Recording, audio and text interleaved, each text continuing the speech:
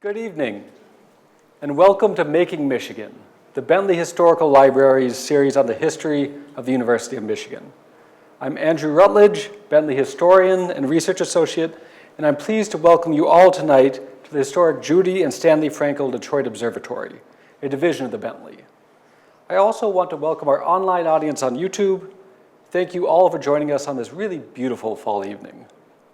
Tonight, we have a very exciting and, considering our location, deeply relevant talk.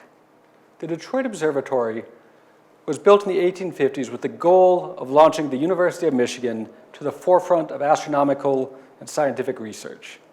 And I think it's safe to say that it succeeded in that goal.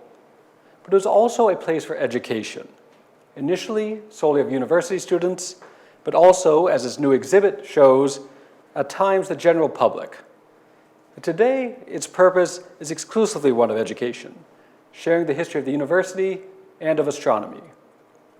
But the Detroit Observatory, of course, is not the only place on campus that seeks to share the amazing discoveries and workings of science with the broader public. And tonight, our speaker, Timothy Chupp, will discuss the history of one of U of M's most successful public science programs, Saturday Morning Physics.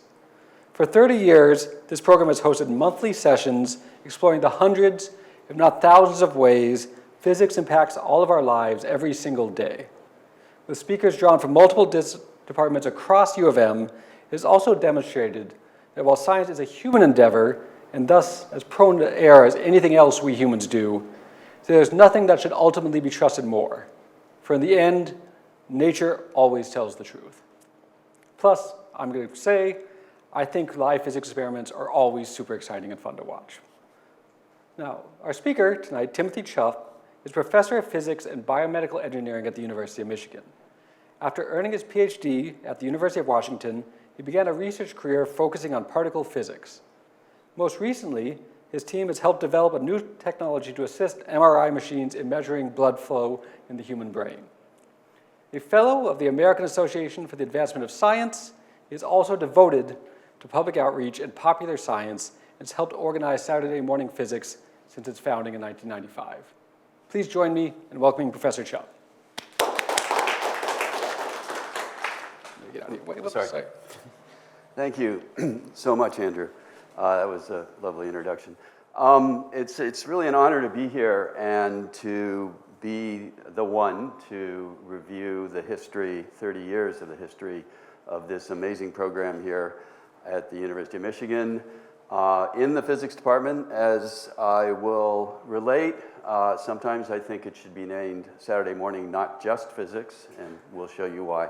But we've been here for 30 years. This is our 30th anniversary. In fact, it was in the fall, October of 1995, that the very first lectures took place. And over its history, I would say that it has found itself, the program. And I can now put together this, what do you call it when you have 4 words all starting with the same letter? On a minute. Alliteration, yeah, okay, fine, thank you. Engaging, educating, entertaining, and exciting the public about science and technology in its many, many manifestations. So, I recognize some of you. I don't know who's online, but the people here in the room, who's been to Saturday Morning Physics regularly or a few times? You see the hands go down. Just once? And never? You're willing to admit? Okay, well, you need to come. But why? So we should check all that apply. And you can raise your hands if you like, but one of those is, what else is there to do on Saturday mornings? When I was growing up, we watched cartoons. That's the engaging aspect, right? It's fun.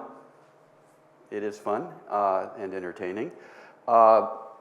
It could be that I love learning. I've loved learning all my life, and I'm doing everything I can to take advantage of educational opportunities.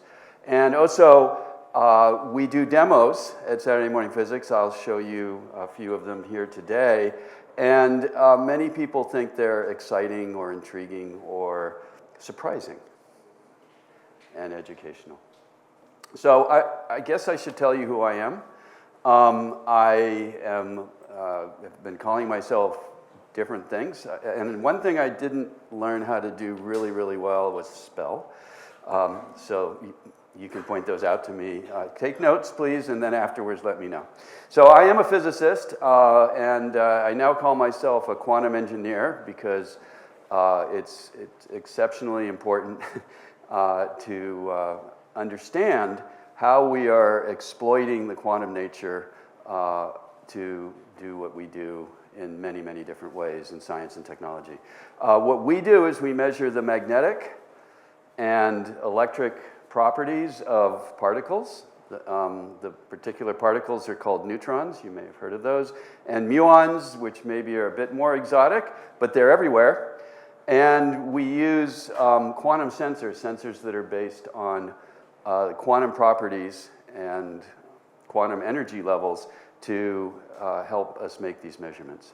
I also have been focusing my teaching over the past, 30 years mostly, but certainly the last decade, on two very different kinds of courses. One is called Everyday Physics, and it's for non-science majors. I'll tell you more about the notions of everyday physics today. And more recently, I've been teaching a somewhat technical course on instrumentation to advanced undergraduate and graduate students. And as Andrew mentioned, and it's been my honor to have been involved one way or another with Saturday Morning Physics for the entire time. So how did I get here? Where here is at the University of Michigan, but also to be able to call myself those things professionally and have this involvement and this great privilege of being a University of Michigan professor or a college professor, where I get to do research, teach, and it's my own choice, but enjoy public engagement. So I grew up with a family of scientists, actually more generations. My grandparents, my parents, they were all scientists. And they wouldn't let me escape, right? I tried. So for one thing, the house was filled with stuff I could take apart and sometimes put back together, as my father often reminded me. I don't know if you've heard of Heathkit, but there's a company in Benton Harbor, other than Whirlpool, called Heathkit. And for people of my generation, the Heathkits were, you could just get this box filled with parts, electronic components, and put it together and learn how to construct it, maybe troubleshoot it. I remember one of them we actually sent back to Heathkit because we couldn't get it to work, not even me and my father. But this really was one that I built. I found this picture of this Heathkit. This is the inside of it. It's a crystal radio. And this is a headset for the crystal radio, and it came with this nice manual and all of that. That's not the first crystal radio I built. The first one I built, we used, this is called a coil or an inductor. And the first one, actually, we used the inside of a toilet paper roll and wrapped wire around it. At any rate, they gave me a chemistry set, which I wasn't very good at. That's why I became a physicist. And I still have lots of parts of bicycles, I have to say. I did take apart a couple of clocks, and I think I put at least one of them back together. So not only was there all these things to play with, but also the family, we just talk about big questions from time to time, like questions about the universe from an early age. So I have wondered what people think when they hear the term a big question. Like, what's a big question? So I asked a few people, family and friends, and I don't know if you can read this, but how big is space? They made these, they said, I really want to know, how big is space? That's a really big question, right? How will the world end? I'm afraid the when is probably a more pressing question these days. But, and do cats know their names?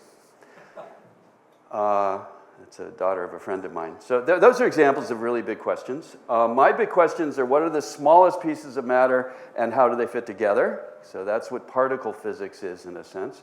And also, where did all the stuff in the universe, stars, planets, people, and cats, where did it come from? And my daughter, when she was about 12, asked me what I do.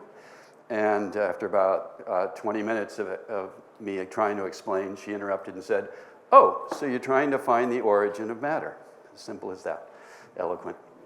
What does that mean? Well, what is stuff made of?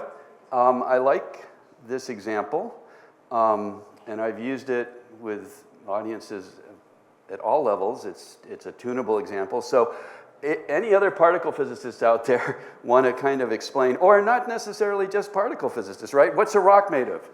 What is this rock made of? I will tell you that it's granite. It's a kind of granite. I grew up in New Hampshire, which is the granite state. So I saw a lot of this growing up. What is it made of? Okay, so how do you answer that question? Right? It kind of depends on your perspective. Does anybody want to help me answer that question? Okay, right. Okay, that's very good. So he's telling me about the minerals that are in the rocks. It's a quartz, feldspar, mica. Yep. Are you a geologist? No. But that is how a geologist might answer that question, right? I'm not sure who would answer it by it's made of smaller rocks, right? Of course, right? At least you can take it apart and make sand. So it might be a mason who does that. And then the geologist would think about what the minerals are that are in here. And that's what I had to learn when I was in third grade. Quartz, feldspars, and mica. But what's quartz made of? Right? What is feldspar made of? What are smaller pieces? Still, well, a chemist would, apparently that's what a chemist looks like, by the way. I got the chemistry set, and you can tell that it's because of the chemicals, right, that they have no hair there. This is silicon dioxide. It's one of the most common minerals on Earth. It's basically the main component of sand. Glass is made from sand, etc. These are feldspars, aluminum oxides, and so on, and iron. These symbols, of course, represent chemical elements. And a chemist would maybe even say not just what the molecules are, what are the compositions of the minerals, but what are the atoms, okay? So granite is made of atoms, no question, right? That's when I ask that question of sort of K through 5 students, that's what they come up with, because they think that's the answer I want, right? But I don't want any specific answer. I'm telling you any of these answers are good. Here's a picture that you may have seen, a rendition of an atom. Here's another quiz question. Okay, it may be the first. What atom is that? It's got 3 electrons, and it's neutral. The red things are protons. I don't know. So it goes hydrogen, helium, lithium. At any rate, yes. And it's got 4 blue things in, what's at the center of the atom, of course, is the nucleus. Right, so that's a picture that is pretty common. It depicts a lot. It's effective because it shows that there's a nucleus. It shows that the electrons, in a way, are in motion, and also that the electrons are actually not, the nucleus is more compact. It's at the center. But there's something really, really wrong with this picture. And that is that the nucleus is way too big, you know. So I'm going to show you a picture of the room that we normally do Saturday morning physics in. In that room, which is probably about 20, 40, many tens of times bigger than this room, the tip, the point of a pencil would be the nucleus if the electrons are occupying the entire room. Or maybe, since we're here, consider Michigan Stadium, which is about 300 meters across if you consider everything or so. So that's the number I use. And we have to zoom in and zoom in and zoom in and zoom in to about a centimeter, a fraction of a centimeter at the center of Michigan Stadium would be the size of the nucleus. And so that's a really interesting thing to know, that you tell your friends now. That, that picture is effective, it's accurate in certain ways, but we can be more accurate by considering the difference in the size. Okay, so I'm actually going to skip this to get to Saturday morning physics. But I'll tell you that the other big question is, what's the origin of matter? And I'm just going to say, because I have this slide, that in the early universe, the very, very earliest instances, we don't know the units to use, instances at the beginning of the universe, before the particles that we know today, neutrons, protons, electrons, for example, or even their constituents, existed, the universe existed. And in that universe, there was the same amount of, now I'm going to use the term matter, okay, but the reason I use that term is matter is, universe is made up of matter, because there was also antimatter. In these very early instances, there was equal amounts of matter and antimatter. Today, there aren't, because if there were, you may know this, that matter and antimatter come together and annihilate. No more particles, no more matter, no more antimatter, just energy, and nothing to make neutrons and protons and electrons and stars and planets and cats. So we don't know why or how, but we do know some of the elements of that, and those were given to us. I'm sorry, this slide's a little weird, but it was Andrei Sakharov, who's best known as Soviet dissident, and spent many, many years in prison for his dissent. And he gave a recipe. And that recipe includes the features of the universe, which was kind of like foam.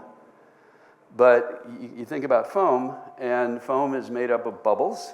And those bubbles sometimes overlap and coalesce, but the bubbles are all different.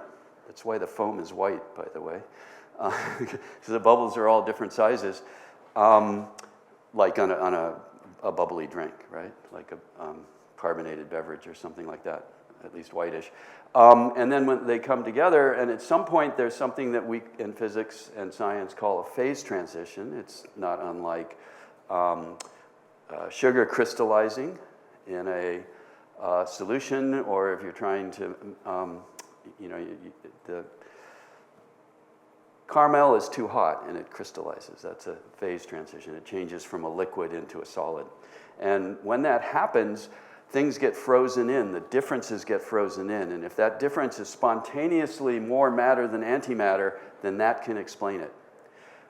But the science that does that would also cause a property of a particle that we can measure in the laboratory today, which is an electric property of a neutron in particular. So that's why I'm doing that, and that's why I say that I'm trying to find the origin of matter, or at least contribute to that problem.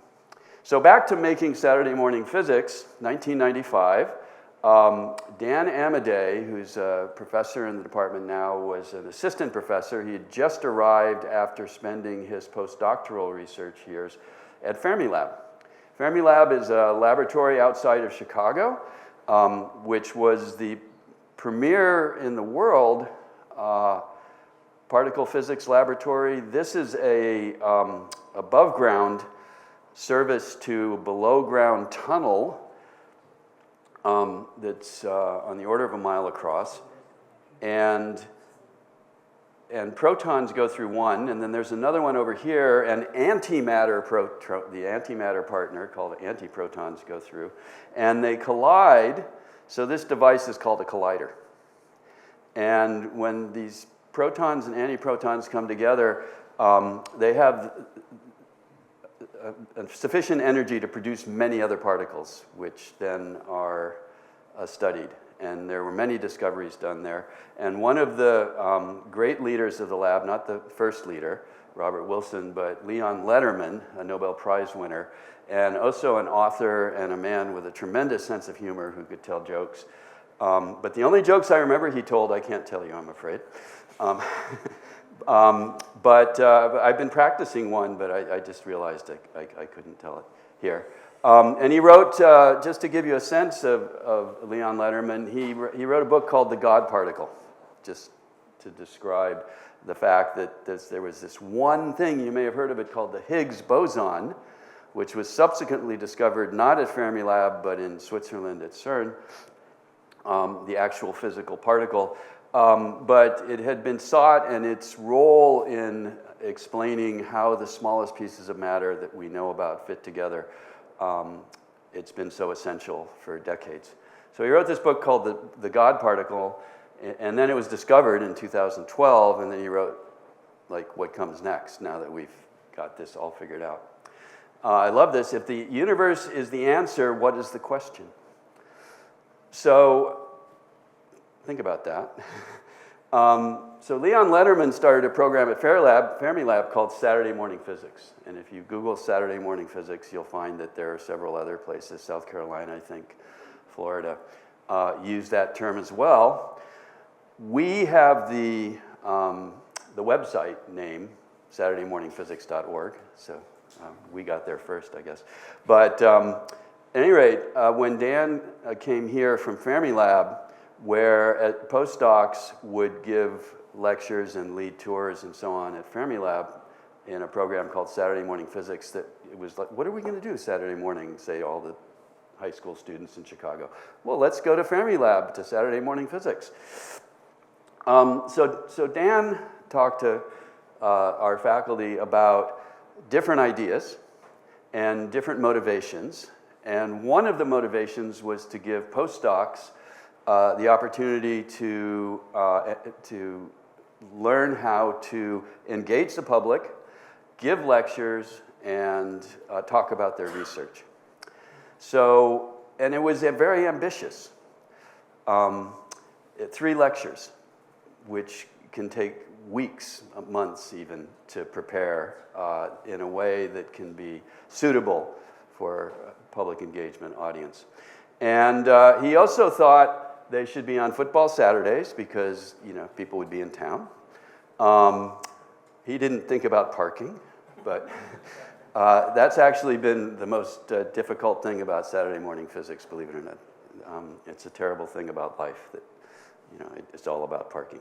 At any rate, 3 lectures, football Saturdays, 1995. I thought you might want to remember the Michigan football season in 1995. I kind of remember it because it was Lloyd Carr's first year as coach. They went 9-3. They were ranked average of 18, I guess you might say.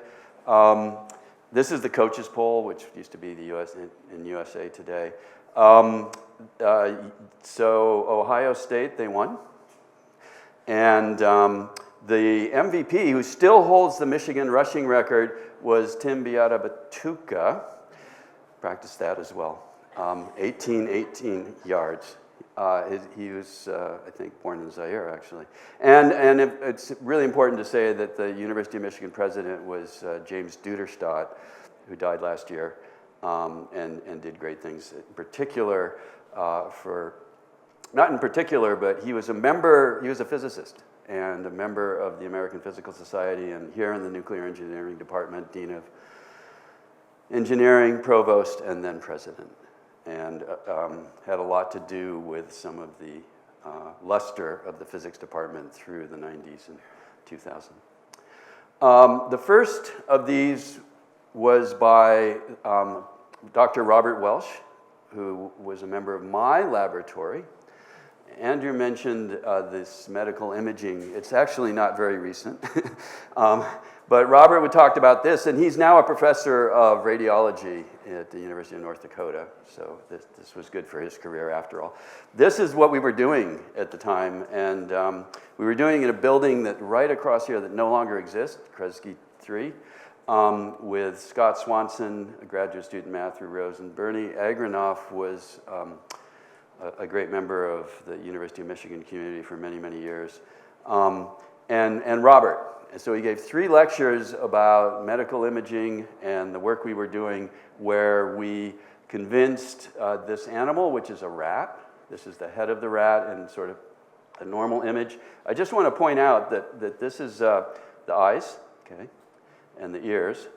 And then the brain, well, it's a bit covered up, but it has this very, very large component of the brain that we really don't have, which is the olfactory nose. Node, the olfactory node. And, right, so what we did was we convinced the rat to breathe into its lungs xenon gas. Xenon gas has been back in the news because some climbers used it to crest Everest, to get to the top of Everest without oxygen. They used xenon to train their lungs. At any rate, the thing is that it started in the lungs, it got to the heart, got pumped to the brain. So we were tracking this throughout its journey, physiological journey in these small animals. So this was an interesting technique at the time. People are still doing this research. We're not strongly involved because it's been interesting, but not something that we've continued. So one thing about Robert's lecture and Dan's idea was that we didn't know how many people would come. So this is the room that was scheduled on Saturday, that was free on Saturday morning, scheduled on Saturday morning. Here, it holds about 40 people. It's a classroom in the physics building, and it started at 10:30, about 5 minutes before it was going to start, the entire hallway of West Hall, or which is called West Engineering at the time, was filled. There were more than 100 people who wanted to hear a talk on physics from Dr. Robert Welsh and imaging called Saturday Morning Physics on a Saturday morning at 10:30.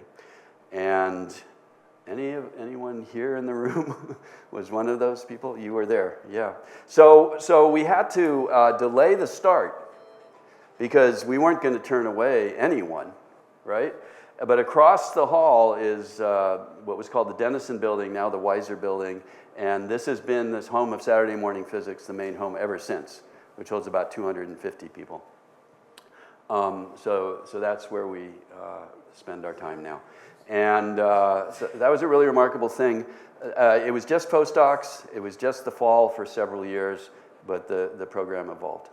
So within a few, and we actually are having we've tried to figure out exactly when this started, but the records have been very, very good for the past 20 years.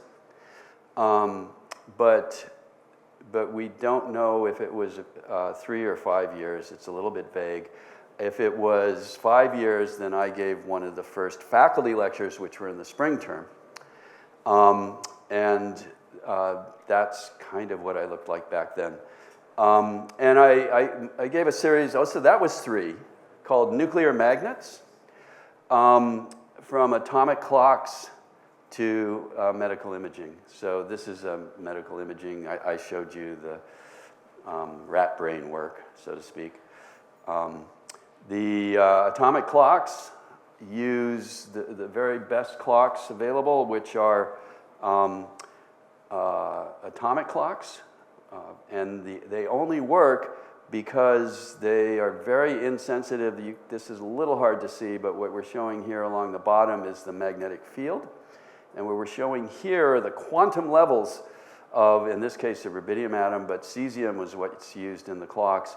And the curve here of the green one, you see that it's curved down here near 0 and curved here near 0. So if we pick those 2 quantum states, it's pretty flat and therefore insensitive to magnetic fields and can make a better, more accurate clock. So if it weren't for the magnetism of the nucleus, atomic clocks would not work the way they do. And then we also studied what is inside the neutrons and protons. Yes, question? Are you the presenter that enlightened me that time flies like an arrow and fruit flies like a banana? Oh, use the mic. So this is a good question. And so I remember a presentation on time, and I'm wondering if you're Yeah. the presenter that enlightened me with the fact that time flies like an arrow and fruit flies like a banana. So the person who gave a talk on time, I happen to know, about 15 or 16 years ago, was Aaron Leonhardt. And I'll tell you more about Aaron in a little bit. He is not going to be giving a Saturday morning physics talk this fall, but he was scheduled to. He's now a professional baseball field coach, so consultant. So he's in baseball. All right, so who comes to Saturday morning physics? Well, you've come. No, I'm not that eloquent, by the way. All right, so this was a Saturday morning physics that I gave. The audience all got cards that had what are called diffraction gratings in them that separate light, dispersed light spatially. You could probably find yourself there. And we were looking at what we would call a spectrum, the characteristic lines of light, and they're called lines because that's how they appear when looking through these cards. By the way, the cards are supposed to be held horizontally. So I started talking, and I looked out and saw this, and I pulled my phone out and took a picture of this and brightened it a bit because the room was actually darker. So who comes? Well, there are techies of a certain age. We realize that. We used to say retired automotive engineers. But there are fans of all ages, depending on what we present and how we advertise it. Middle and high schoolers used to come. High schoolers for credit. I used to sign many slips for at least Ann Arbor and Ypsilanti high school students. Teachers come up and talk to me afterwards and ask questions or tell me about what they've been teaching. We have families, whole families that come, sort of, if Saturday morning physics existed in the town I grew up in, my parents would have made me go. Or I would have asked them, I would have made them go. We've had VIPs, the governor,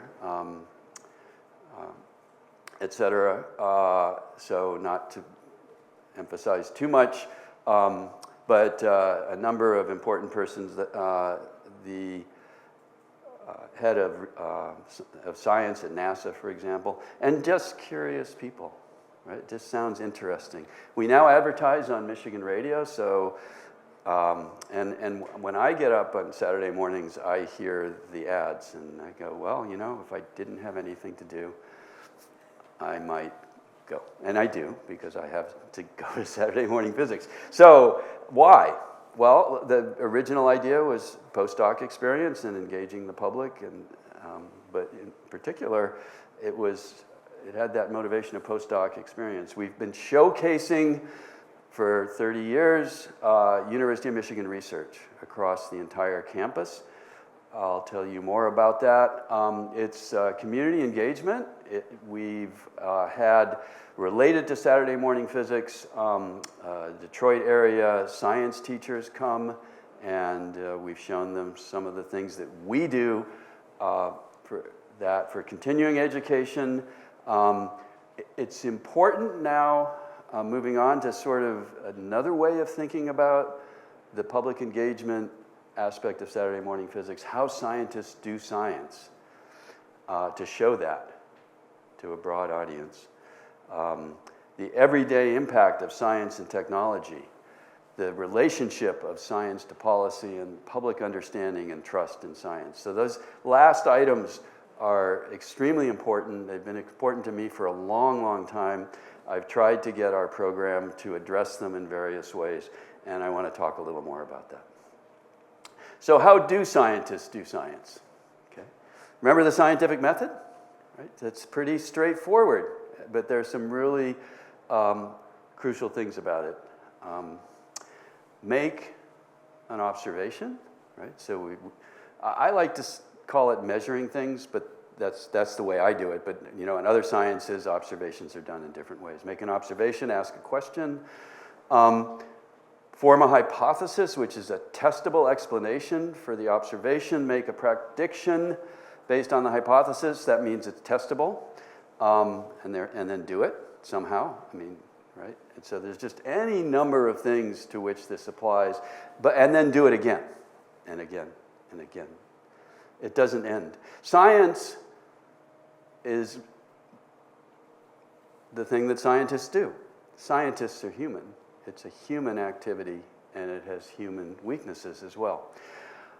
And knowing that, it's crucial to always question the results. So, I want to say something about science, because I grew up hearing, for some reason, that physics was an exact science. There is no exact science. Have you heard that? Yeah. There is no exact science, right? So let me show you this kind of example of, it's a metaphor of two aspects of imprecision, I guess you would say, or at least imperfection, I'd like to say. Precision and accuracy. So I'm going to try to be precise about the difference in the meaning of precision and accuracy. Okay? So if you can see these red curves, these are what are called distributions. They represent, in some sense, how a set of measurements, which are shown here as hits on a target, where in some way, nature knows that the right answer is at the center of the target. Okay, we don't know that perfectly, but let's just say there is truth, and there should be. That's part of our belief in doing science, and that we're trying to get close to it. But we don't, because our measurements and our instruments are imperfect. So there's a distribution. And we'll only look at the horizontal part of this. So if I project those down here, there's a few more. If we did this a lot of times, we could get a kind of smooth curve here. But the important aspect of this curve is two important aspects, actually. One is that it's not quite average. The average of all of these is not quite at the center of the target. Okay, it's imperfect in that way. It's inaccurate. But also they're spread, and the spread is what we call the precision. Okay, less spread is more precise, but this particular set of more precise measurements is just not as accurate. Okay, so that's, at least if you compare these two, that's less precise, more accurate, and more precise, and that's indicated in this distribution, less accurate. So we can sort of make this grid.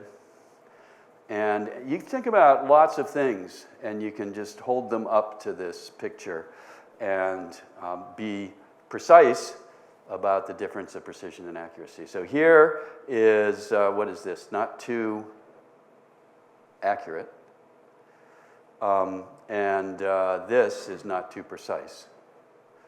So more accurate is to the left, but more precision, and more precise is to the left, I'm sorry. See, I got it wrong, at least the way I said it. And the accuracy, as you go upward on these graphs, these miss the truth by more. So science is not an exact science. It should be and. Physics.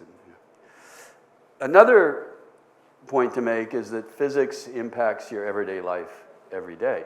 So that's an important thing that we like to get. So I want to ask how people got here. I mean, by what means of conveyance? By car. Okay. And did you know the way? Yeah, you didn't need a map or anything. So that's the thing about this crowd as I look at it, is you know the town too well.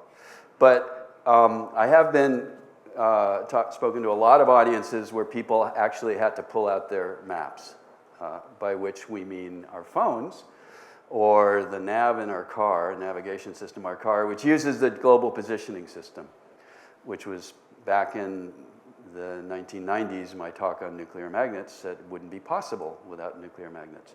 So the GPS system uses a whole number of technologies, all of which emerged from physics research, atomic clocks, which are quantum clocks, The fact that the satellites are all in different positions and that the speed of light at which the signals come from, except for the delays in the atmosphere and so on, at least is fixed, finite, not fixed, because everyone has a different delay. You have to make corrections for the atmosphere.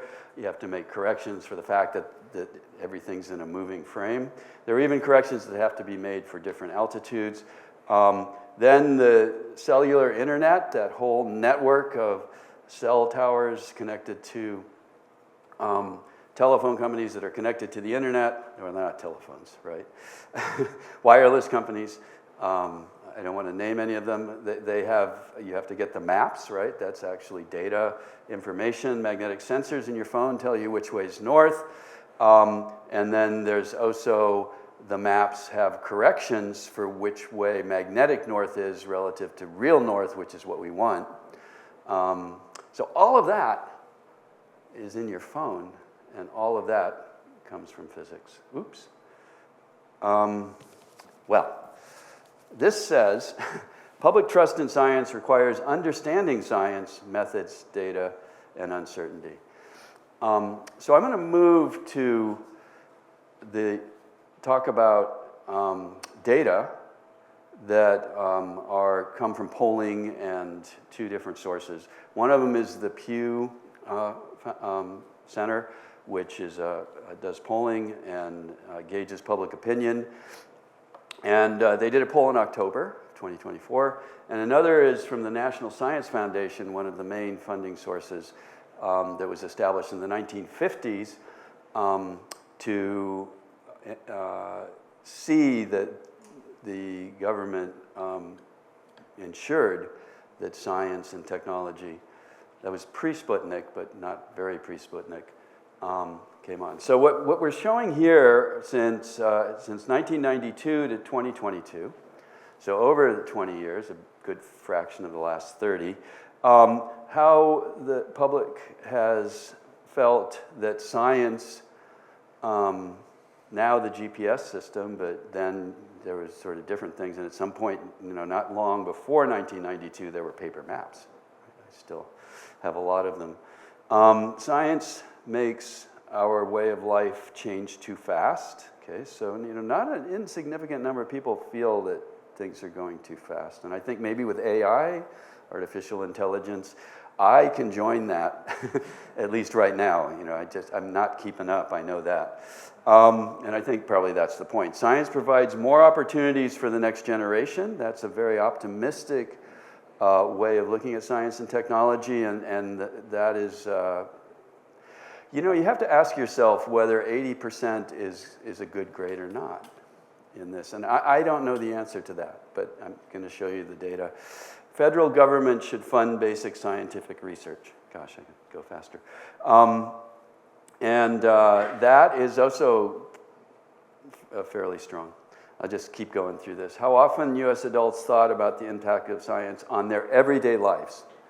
Okay, every day. A lot, a little, never. So basically, it's not out of something that people don't think about, but not really a lot. I think about it all the time, of course, but that's what I do. So demos are an important part of Saturday morning physics. This list is incomplete. You can help me complete it, but I know some of the things we do with demos. And this is Monica Wood. She's now the exceptionally capable leader of what's called the demo lab. The room I showed you, Weiser 170, below those seats is her office.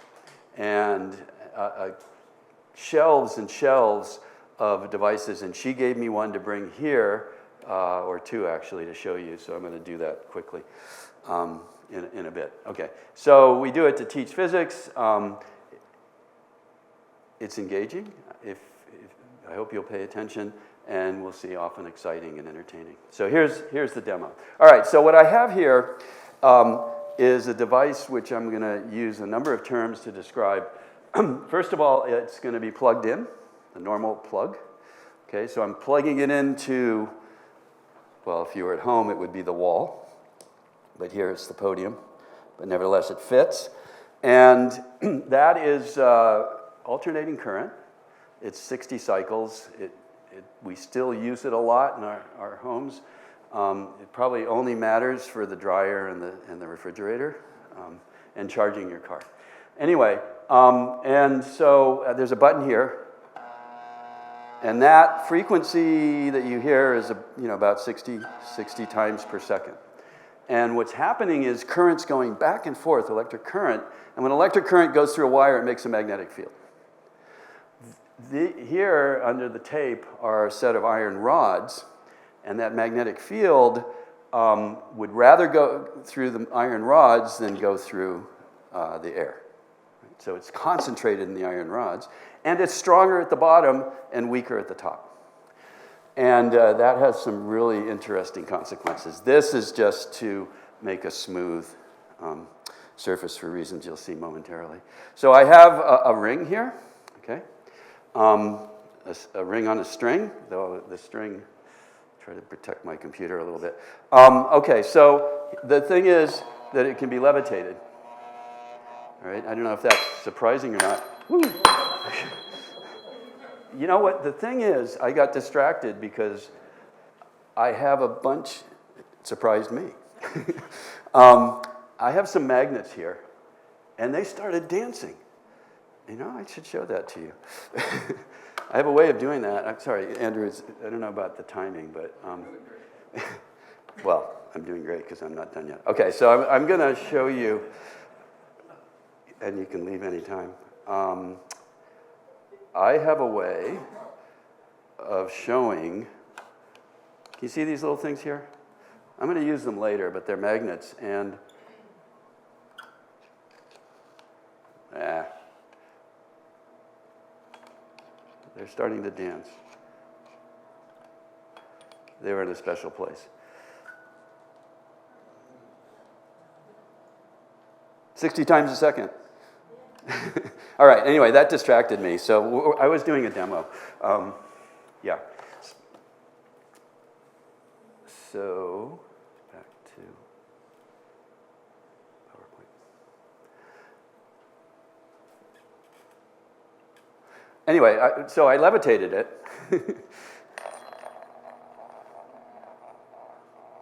And the string isn't holding it up, obviously, right? It's the magnetic something that's holding it up, right?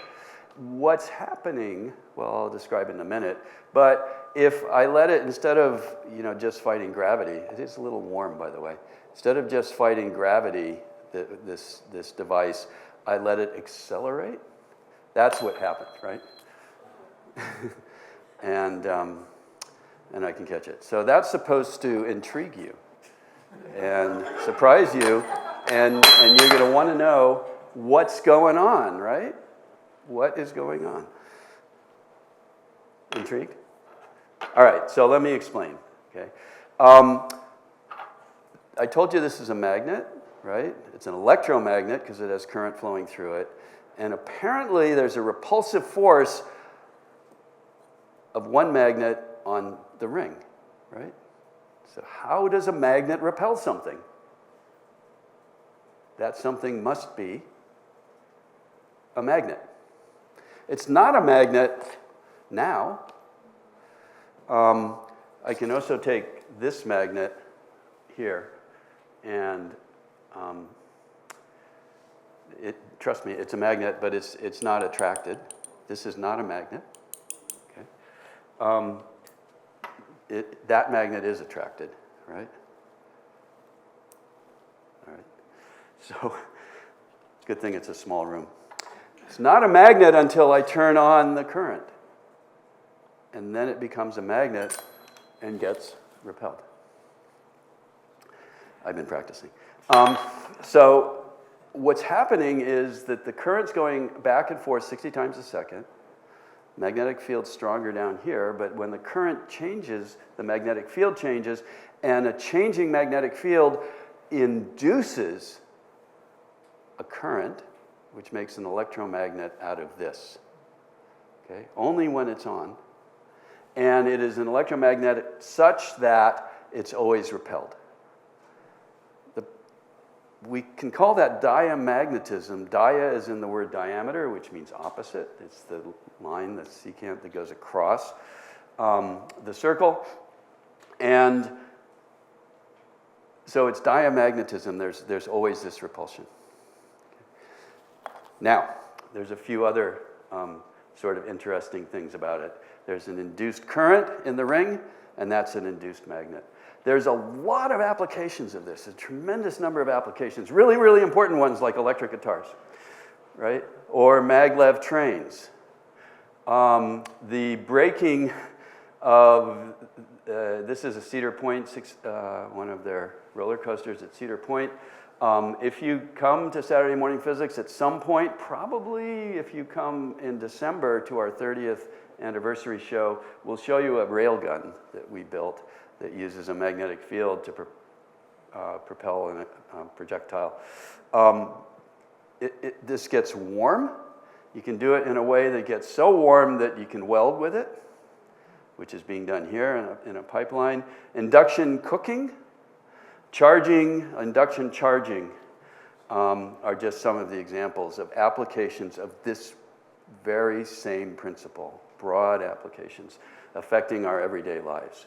You know, so I hope at least a few of these are in your everyday life. Not the railgun, but hopefully the electric guitar. All right, and transformers. This really is a transformer. It uses induction. Transformers that are crucial to transmitting electricity from the power plant, wherever it is, even if it's a solar cell array or a wind generator in most cases, even if it's on your roof. But for the most part, on an industrial scale, it needs to be transmitted, the electrical power, at high voltage. But we can't use it at high voltage, so we have to reduce the voltage. So I have here an illustration of the real, sort of transformer aspect of this. Here, I've turned it on, and this is just a ring that shows you that the electrical current is flowing and making the light bulbs. And you can even see that it's stronger at the bottom than at the top. Okay? So that's a transformer. This is a fixed number of turns. And this one's pretty cool. It's not exciting, but it's cool. So there's a light bulb here and a loop, and I'm going to actually put 5 turns. Help me count. 4, 5. Shoo. Okay, 5 turns here and turn it on, and you can see that I'm transforming the voltage from the wall through this device to this bulb. Now, I'm going to go to 10 turns, twice as many turns. What do you think is going to happen? You think about that while I count. Don't interrupt me. 6, 7, Does it explode? 8. I hope not. 9. All right, there's 10. All right. Well, you don't have to say it out loud, but you do have to tell me if you got it right. Everybody have an idea what's going to happen? It is brighter or it don't come on? Is brighter, right? So we've created a larger voltage current through the bulb, but a larger voltage across the bulb, just to be really precise, with more turns on this is called the secondary of a transformer, and down here the white wires are the primary. Okay, so that's you could say we wouldn't be here without this. It's probably accurate in a lot of cases. Okay, moving forward. There's much more, the magnetic resonance imaging. I want to show you this because it's so much fun. You can't do physics demos without liquid nitrogen. That's not liquid nitrogen, that's water droplets. White, right? All different sizes. And back to the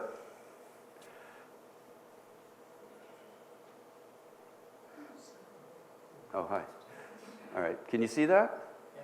All right, so what I have here is a material that's has this property called superconductivity when it's cooled to the temperature of liquid nitrogen. Superconductivity means basically that currents can flow wherever they need to without any energy. Okay, it takes no energy, except it took energy to make the liquid nitrogen, and now the liquid nitrogen is cooling this material. Barium, yttrium, cobalt. Lou can help me with all that. Anyway, it's a special kind of ceramic. And cooling is also really an interesting process. You can see that the nitrogen, which is a liquid, looks like it's boiling. It is, right? It's touching something that's warmer, okay, hot. And so you put water on a stove, and eventually it boils. And when it boils, it forms these bubbles of water vapor. And this is nitrogen vapor, which is the largest component of the atmosphere, about 80% of the atmosphere. But the thing about cooling is that it stopped boiling. And the reason it stopped boiling is because they're now at about the same temperature. And when the nitrogen was between the liquid and the device, the piece of material that we're cooling, it insulated it, so it didn't cool as fast.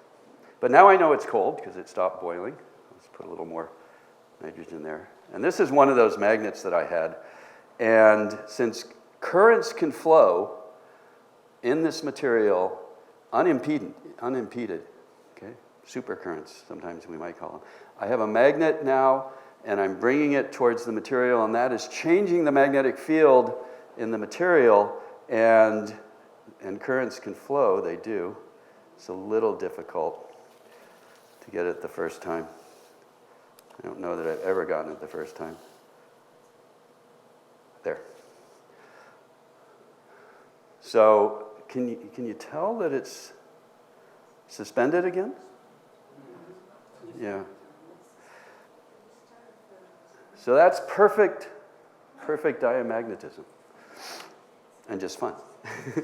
And intriguing. All right. It'll be there. Because say that if you flip it, by the magnet flip it, that piece can still stay here. If you flip the magnet, you flip the superconductor, upside down. oh, this that thing. magnet still stay. If everything's cold enough. Okay, sorry. All right. Well, we have a question and answer period afterwards, so. And I've got lots of liquid nitrogen. There. Okay. I have a picture of that, which, but hopefully you had a sense of it. So that was my camera. And the styrofoam is inert. The styrofoam is a good insulator. That's why we use it. Thermal insulator. Okay. Right, so here's an explanation. A superconductor becomes a magnet. The magnet is just perfectly always opposite. This is the induced magnet, this is the actual magnet, so it's always repelled like that, the North Pole, perhaps, against the North Pole. Back to policy, science impacting policy. Two decisive World War II technologies, more about things that affected our life. But these were defensive, radar, and this is at a museum near MIT in Concord, Massachusetts, Lincoln Labs. And this is an actual only color picture of the very first atomic bomb explosion, the Trinity test. But we use this, of course, in weapons, but nevertheless, nuclear fission for power, propulsion of subs, medical isotope production, and producing isotopes that are used to detect neutrons in non-proliferation. Just some examples. Of course, radar, aviation. If you didn't use GPS to get here, have you looked at the weather on your phone today? Weather tracking, mineral surveying. My car drives itself almost. It gets mad at me when I take my hands off the steering wheel for a little while. So science, scientists, and policy. I want to give you my perspective. I decided I need to stick my neck out just a little bit more than usual. So, but I do show this to my classes. about how policy has many elements to it. Policy are the things that, that the government does to affect and improve our lives. And economics should matter, science and data should matter, social factors, for some people it's religions or beliefs, and then politics, in my definition, the red thing, is really about getting elected, right? But that should matter too, apparently. So they all come together in this Venn diagram, and policy is some kind of thing. So we can discuss this afterwards if you'd like, but with that in mind, that thing in mind, here's some more polling data from October. Half and half think that scientists should focus on establishing sound scientific facts and stay out of policy debates. And half think that scientists should play an active role. Since World War II, after World War II, scientists, it was just recognized that, you know, government needed to consult scientists a lot. That attitude in the public apparently is not supported, and it's actually dissipated. There were very notable people who were in the Rolodexes of cabinet secretaries, et cetera. Here are some data about this is from the National Science Foundation. It's 2024, but the data are from 2022. But it shows the trend over time, and I think this is pretty interesting, of how much the public has confidence that scientists will act in the interest of the public. And again, you can decide what's a passing grade here, but somehow I think that if 20% of the population doesn't think that scientists are doing good, then scientists have work to do. It's one of the roles of Saturday morning physics. So this is 2016 and this is 2022. It's really interesting to me that this is a fair amount and a great deal. So that's the two things, an A and a B, maybe. And this peaked while we were all terrified of COVID. The trust and idea that the public needed scientists peaked. And before and since, you know, sort of symmetrically, we're back to where we were. We could, you know, parse this a little bit more, but we don't need to. The point is clear. The impact of COVID, though, is after COVID in 2021, right? So we started coming out of it. There were quite a bit more, were more appreciative, so that's relative, more appreciative of science than we're not. And then some people weren't moved in the 8th. So when I hear about public trust in science, I think about public trust in science. People say, well, I don't trust scientists. If you ask them that question, 20% apparently say no in some way. But do you trust plugging things in your home? Do you trust weather forecast? Right? Would you bring an umbrella if it said it was going to rain? Do you trust asteroid and space junk tracking, a bridge that you crossed to get here? Now that, I imagine that everybody did. Did you trust this building not to collapse, this beautiful building? We're trusting, right? That even walking in the door, your vision correction. Do you trust your doctor? Do you trust public health? So I think the answers are probably more than 80%. Have to, right? You can't live without the trust in those things, which means we're trusting science. This is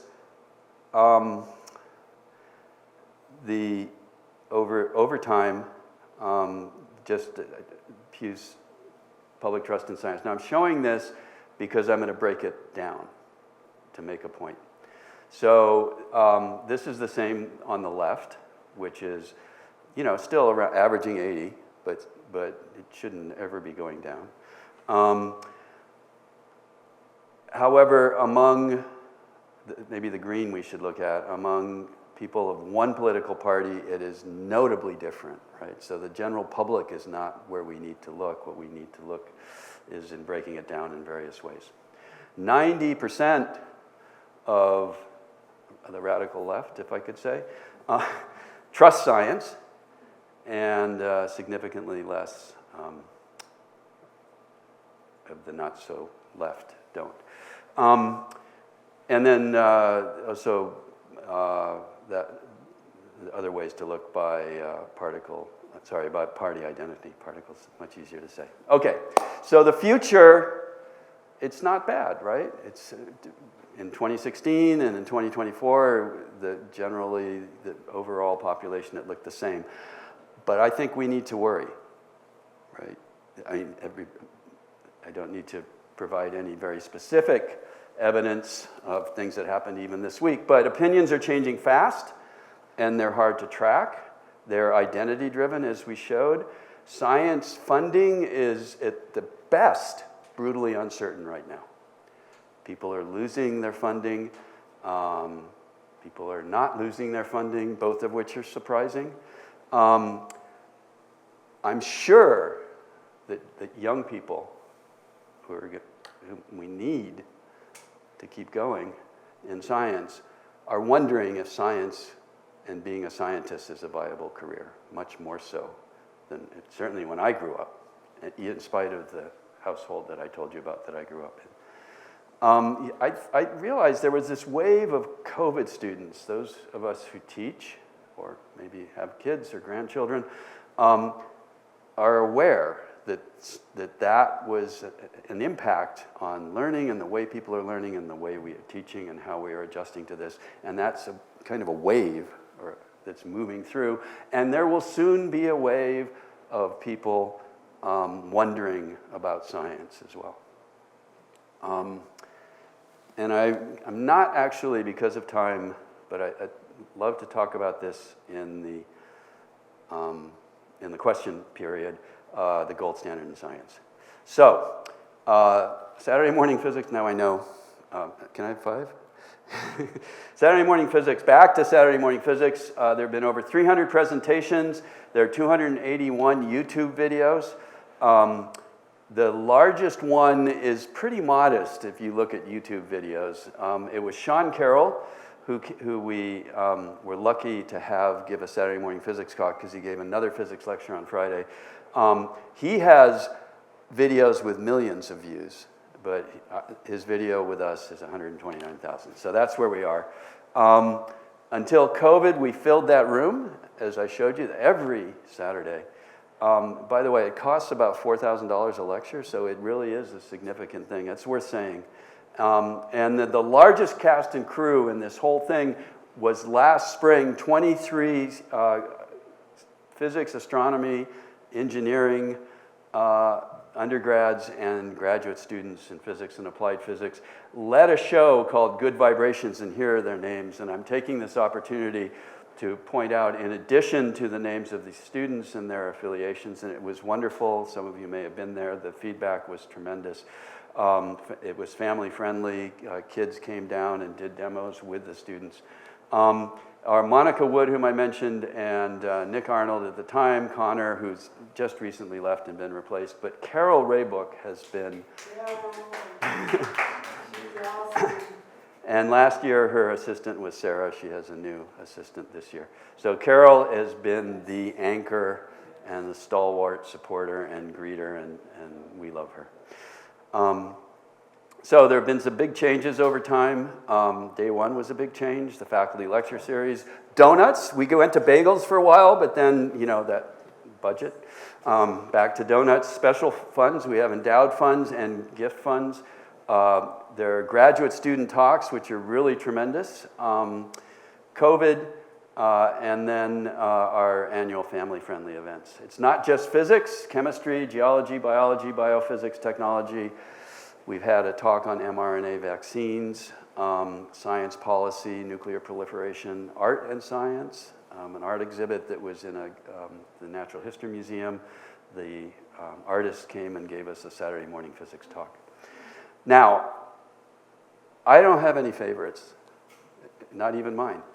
But there's, is this going to work? This is our jingle, if you look at our YouTube video. Can you hear that on the, through my microphone? Yeah. Okay, and I'm just going to give you clips from a few more. Well, that's not working. Okay, so one of the really amazing ones that filled, we had about 600 people. We filled both lecture halls and an upstairs room, was when Keith Wiles told us about the discovery of gravity waves, which the event, which is shown here, took place on September 15th, 1509, 2014, and was announced. So that was, and was announced in March of 2015. So I want to show you real quickly. This is to mimic the behavior. This demo. Of a gravitational wave that's being emitted by two spiraling compact objects. All right. Now this is a mechanical analog, of course, but it actually has some of the same flavor. Has the same flavor. Oh, here it is. That mathematically and auditorially that you would have from an actual gravitational wave. You're going to hear something that's analogous to the chirp. So let me.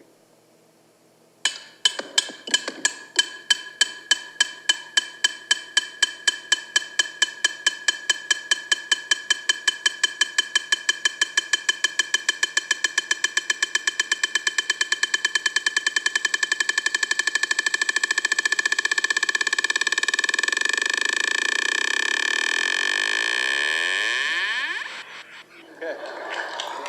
Thank you, guys. This is to. No, you can build that at home. Okay, so we had a cartoonist, which I'm not going to go into. We had Brad Orr doing hockey. And scoring. And Today what I'm he gonna did put was a piano across the room, which is 4 feet. Sean's going to protect it. I'm going to score on it. We have a bow and arrow here. He didn't have a and hockey special stick, he had a puck. bow and arrow. And I'm going to shoot Sean with this, and hopefully I'm going to score. Are you ready, Sean?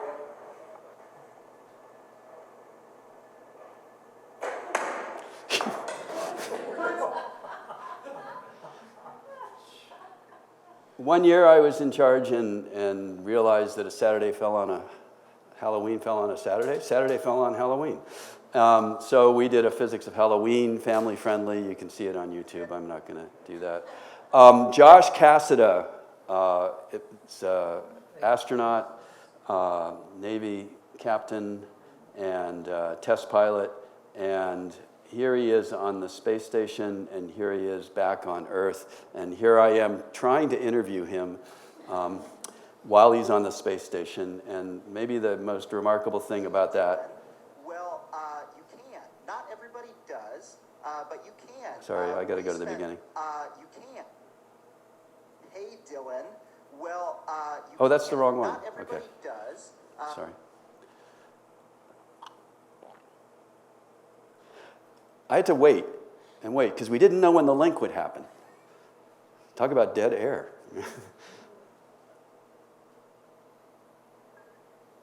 University of Michigan, Saturday morning physics. This is the International Space Station. How do you hear?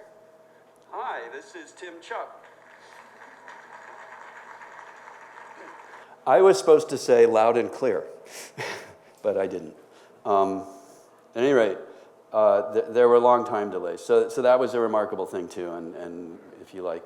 This is our fall lineup. Aaron Leonhardt, who said the speed of sound and the speed of fruit, the speed of light, was supposed to give a science of baseball talk, and he hasn't. I gave one in 2013, and it will be spiffed up with hopefully some of Aaron's help. And I have a torpedo bat. Aaron invented the torpedo bat, if you've heard of that. Ann Curzan, our former dean, the host of NPR's That's What They Say, will talk about physics language. How old is the universe? Former Michigan fellow at Syracuse University, Society Fellow. What is classical and quantum in physics? And then our 30th anniversary, the demo lab will take over. So,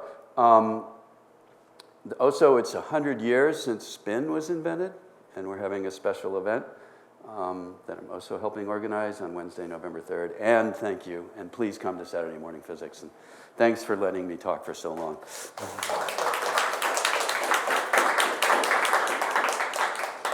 Saturday is misspelled.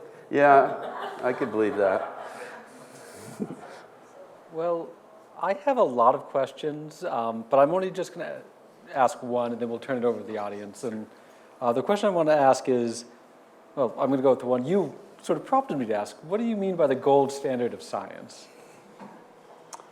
The gold standard of science is a term that was, to my knowledge, in this context, first used in an executive order that President Trump signed in May, I think May 23rd, that laid out 9 principles of science to restore public trust in science. And I think if you, I agree with them completely. They include, I can't get all 9. I have a list of them if I could pull up the slide, but they include a testable hypothesis. They include reproducibility. They include peer review. So they're all very, very reasonable. And hopefully that's, and I've heard the term, so that's why I researched it. I've heard the term used by the Secretary of Health and Human Services and by the White House press secretary, that we will only use gold standard science. So we'll see, or maybe we have this week. But it's correct. One of the things about the executive order and also the White House reporting of it since then that worries me is that the motivation is to restore public trust in science. I showed you numbers that show that it really hasn't moved much. The 2 examples that they give are the mask and school closings during COVID, which happened in the first few months and lasted a few months, I guess. But nevertheless, and science is blamed for that.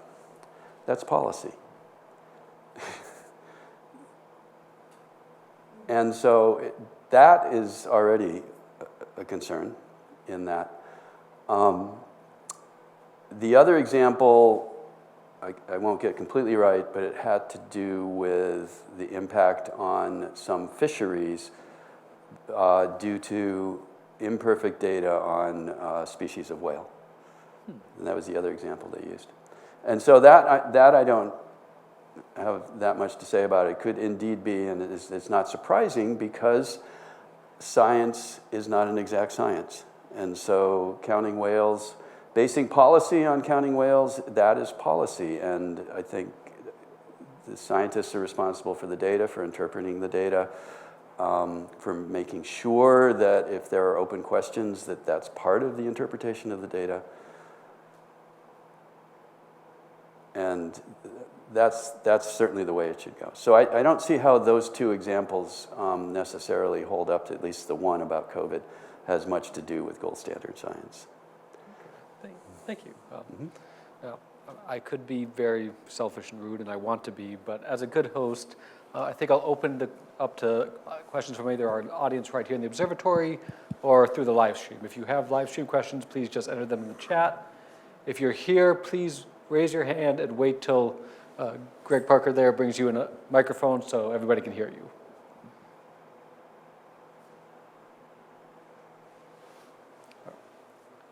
Well, then I'm going to ask more questions. Brandon. Oh, wait, sorry, we have one in the back.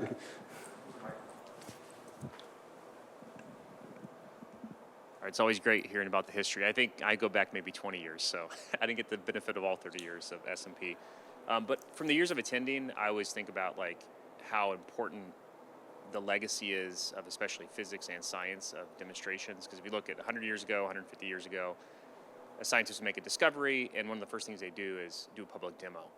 And that's one of the things I love most about Saturday Morning Physics, and personally I think we need more of, is, hey, here's a way to communicate what we're doing as scientists, and I think that also engenders trust. So my question though is, kind of building on that, every time I attend, I'm like, how do more people see this? So I'm sure you guys think about the same thing, and like, beyond YouTube and other things, have you guys thought about the future of just disseminating this more? I know there's been some, I think, of these on public TV. We'd be curious to hear just like, because there's some stewardship, I think, of creating something as special as Saturday Morning Physics. So how do you see kind of getting the word out there more? So I have two things to say about that. One is about Saturday Morning Physics, which was developed for this community. And I think we are successful in that regard. I would love, given that we have YouTube videos and everything else, if lots of people watch them. They are hour-long presentations, et cetera, so that it's not something in a nutshell. It's not the way people necessarily consume information right now. But nevertheless, it is what it is. So that is our product, and that is the value that it has. And I am very pleased that our online audience, which is very faithfully 100 people, they ask very good questions in our question and answer. This all started with COVID, that we now live cast them. And I think that was a really good thing. There are fewer people in the room, but I think overall that it's about the same, and it's the same community. We have fewer schools involved, and we have an understanding of how busy teachers are and the demands, and something extra, like some teachers used to bring groups of kids on Saturday mornings, and we haven't seen that in a while. And I have not signed an extra credit form in maybe a decade. So I should talk to the Ann Arbor teachers who are friends of mine, some of them. All right, so in the bigger picture, there are a few what might be called public scientists who have a very important role because lots of people listen to them. And they need to, I think they should be talking more about the policy related things that I brought up as maybe it's the first time. I mean, I really wanted to make that part of this talk. So Sean Carroll, and we know who there are. There's also, I don't know exactly what the listenership of public radio is, or it used to be science shows on public television. Now there's so many options, but those are ways that the broader message can get out, and these people have the attention, and when they talk, people listen. Lots of people listen. So it's really important for them to make it clear, not just what's sort of deep about quantum mechanics, but what's important about the way we do science and the impact that science has.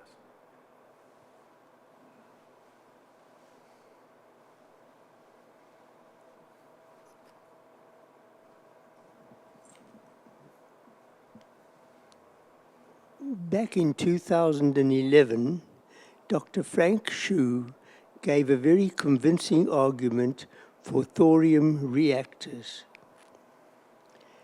And interestingly, he only spoke for an hour, but the video is 2 hours long. And I don't understand how that came about. And I was just curious as to how much extra material was stuck into the video. Well, the video people are actually in the room, but we won't put them on the spot. I don't know. I will look at the video and get back to you on that. That's very interesting. I'd like to say there was a simple explanation, like time dilation or something, gravitational redshift, but I don't think that's it. Yeah. I consider that a simple explanation. Your inner physicist is showing there, so. Time for maybe one more question?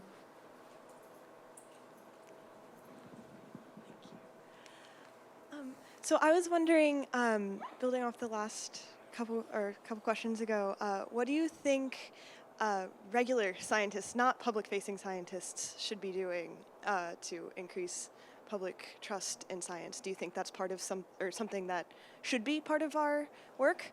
And is things like Saturday morning physics part of that? Is it enough? Well, there are a number of things to say about that. It's not a typical part of a career path in science.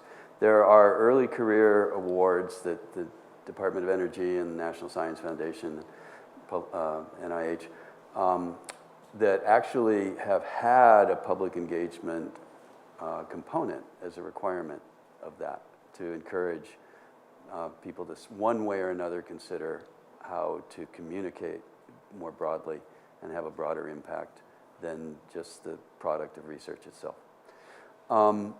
But I think also it's fair to say that in the academic world, and I'm not that familiar with the industrial science research, and it's different now than it used to be, and the national labs, that public engagement is appreciated, not discouraged, but not really a component of the career path. So when I took part in this extravaganza, as we called it, with 23 students presenting not research, not cutting edge science, but just explaining science, they loved it, the enthusiasm, and that was part of the idea, was to, some people will get hooked, and then I was. But does that answer your question? I think, yeah. But we'd love to, encourage you. Well, we're almost out of time, but I just wanted to say thank you all for joining us this evening. Thanks as well to Greg Parker, the director of this wonderful observatory, for monitoring the live stream over there in the corner. Thanks as well to the Michigan media team for recording and live streaming the session this evening. Tonight's session will be available on YouTube in about a week. It will be shared automatically with everybody who registered. I'm also happy to send links out. I'll send one to you tomorrow. Our next Making Michigan will be on October 16th, when we'll be joined by shipwreck researcher and documentarian Rick Mixter. We'll be discussing the 50th anniversary of the sinking of the Edmund Fitzgerald and some surprising connections with U of M and the Bentley Historical Library. As Professor Chupp was telling us earlier, the first Saturday morning physics of the season will be next Saturday. Go out and learn all about baseball and, why the Tigers are collapsing as we watch. If you're here at the observatory, the original observatory upstairs will be open briefly until about 8 o'clock. It's also open for viewing nights every Thursday and Friday. Please join us again if you're watching us online. I hope you can join us soon. And on that note, have a wonderful evening, and thank you again.